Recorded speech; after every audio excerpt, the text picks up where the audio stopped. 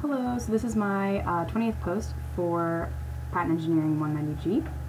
I just wanted to talk a little bit about phone mobile waste and the environment. We kind of touched a little bit on the environmental challenges that we face with the mobile phone industry, but I thought I read a really interesting article about it, and I'll post a link below. Basically, 80 million people around the world use mobile phones right now, and this figure is growing daily. That's obviously why we even have the whole patent debate and why so many companies are trying to move into the mobile phone industry, because it's such a profitable one. However, like, they're basically and now this article goes very specific and just talks about Australia. Basically, 3.5 million new mobile phones are sold in the last 12 months, and that's going to just increase with the new technological advancements that the phones are making.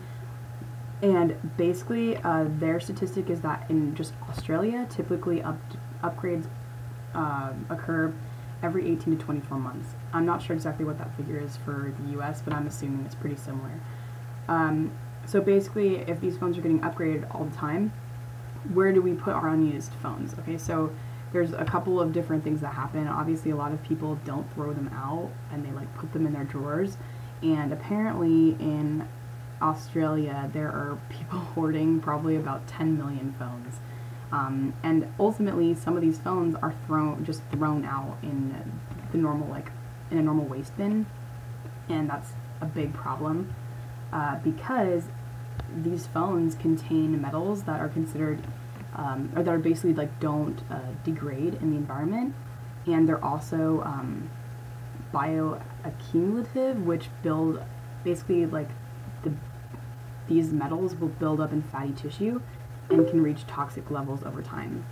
So we don't want these phones in our environment at all, really, and nowhere near any type of living organism, because the toxic levels can get in food, and it's just really bad. So basically, we need to start thinking about kind of how we're going to deal with these phones, and why are we always updating them. Maybe we should figure out a more substantial way to actually get rid of the phones before we try to keep updating them. And maybe the new, big thing won't be what the next phone can do, but rather how can we get rid of phones in an effective manner that's cost effective and good for our environment, and doesn't lead to lead poisoning or nickel and mercury toxic waste that's getting into our environment. So I just wanted to kind of bring that up and see what you guys think about that, and maybe there are some efforts that are in motion now to get rid of this waste, and I'd be really interested to learn more about that. But anyway, let me know what you guys think, and I'll see you on Monday. Thanks, guys.